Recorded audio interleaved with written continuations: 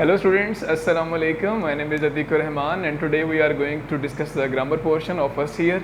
आज हम डिस्कस करेंगे सबसे पहले एक एप्लीकेशन फॉर्मेट डिस्कस करेंगे, देन एप्लीकेशन की रीडिंग भी हम डिस्कस करेंगे, फिर हम मूव करेंगे सेकंड नंबर स्टोरी पे। जो स्टोरी डिस्कशन होगी हमारी फुल स्टैक, और उसके बाद एंड पे हम लोग पेयर ऑफ वर्ड्स की तरफ मूव करेंगे।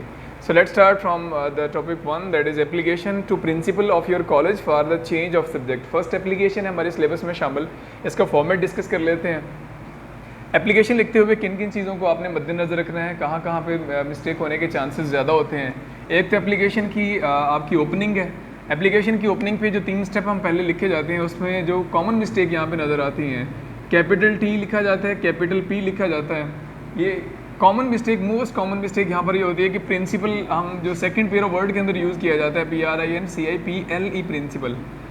बहुत सारे स्टूडेंट्स ने प्रिंसिपल ये वाला लिखा होता है जो कि गलत है। यहाँ पर हमने कॉलेज प्रिंसिपल को लिखना है, ये प्रिंसिपल का मतलब होता है असूल या कानून वगैरह।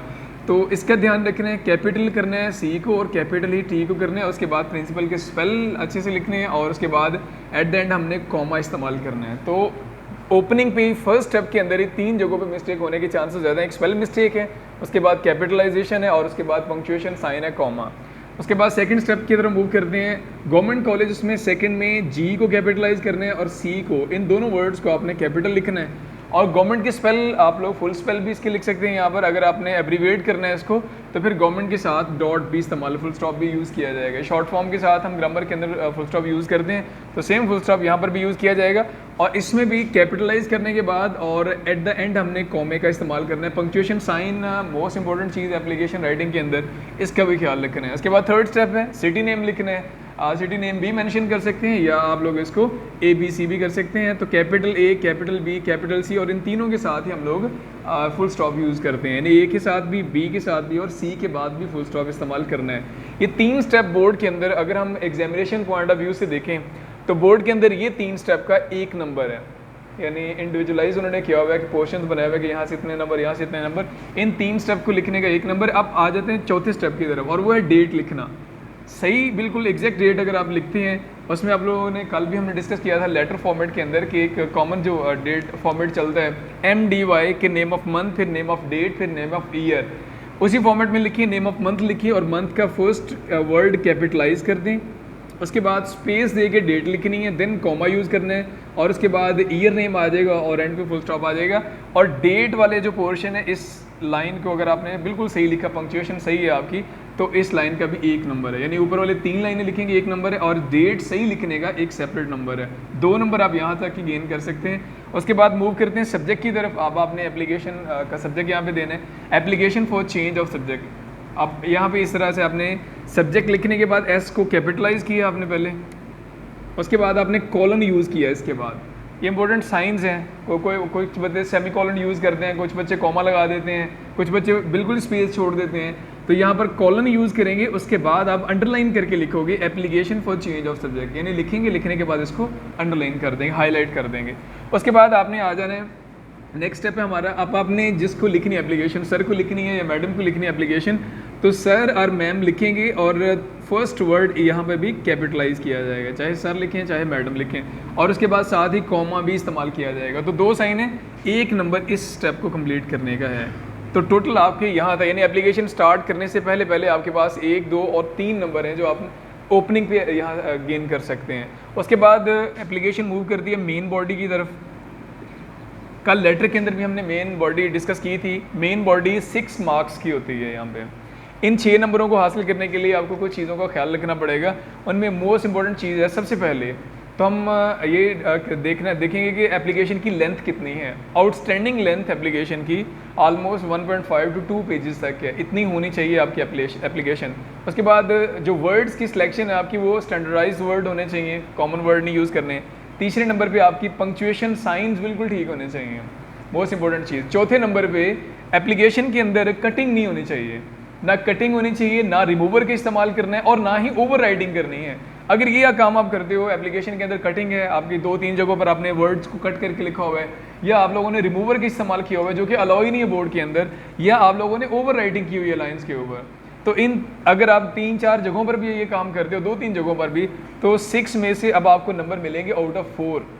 आउट ऑफ 6 नंबर नहीं मिलेंगे, आउट ऑफ 4 मिलेंगे, यानी कि कटिंग का इंतहाई नेगेटिव इंप्रेशन है इसके अंदर, एप्लीकेशन राइटिंग के अंदर।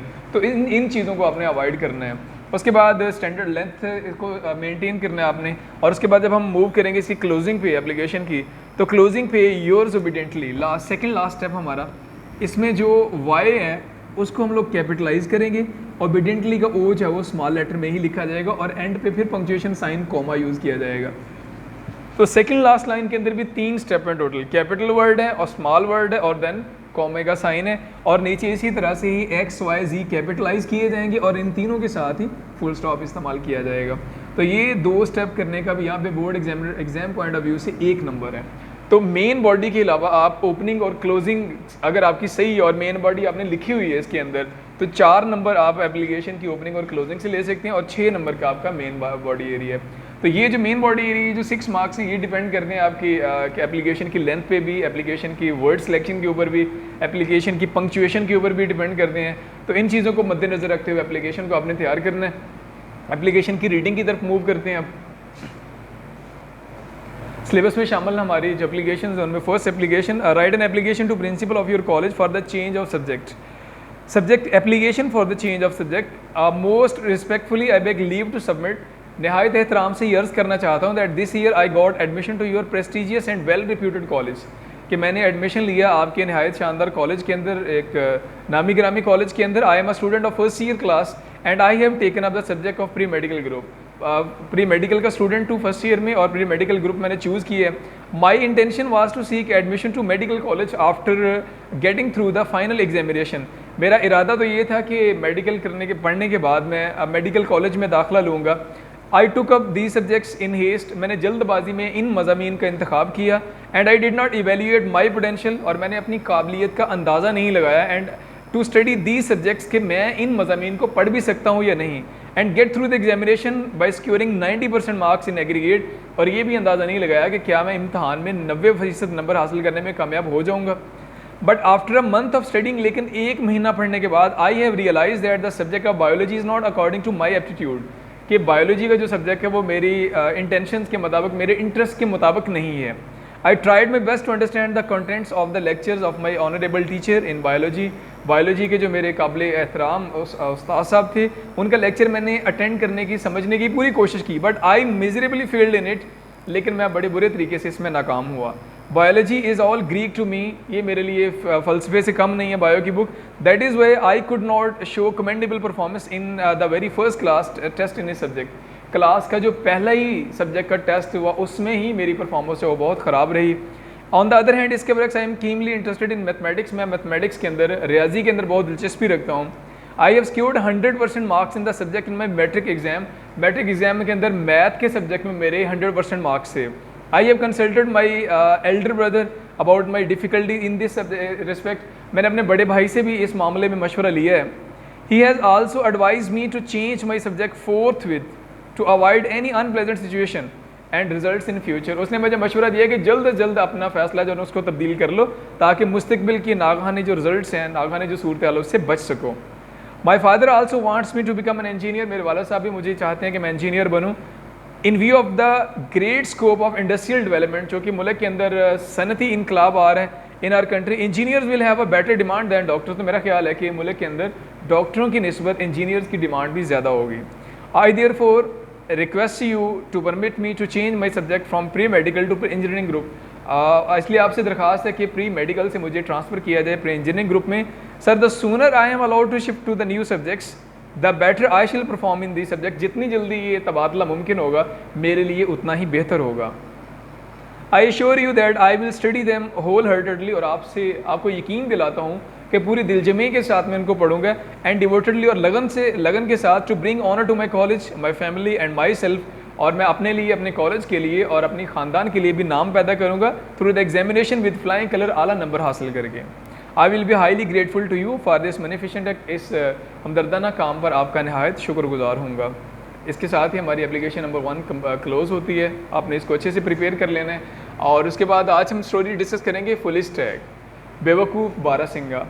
शॉर्ट सी स्टोरी जो शायद लोअर क्लासेस के अंदर ऑलरेडी हम पढ़ चुके हैं। मॉरल लेसन है all that glitter is not gold, हर चमकने वाली चीज़ सोना नहीं होती। ये हमारे सिलेबस की सेकंड स्टोरी है। लास्ट टाइम हमने फर्स्ट स्टोरी डिस्कस की थी, सेकंड स्टोरी की तरफ मूव करते हैं। The reading of second story, the foolish stag and moral all that glitter is not gold.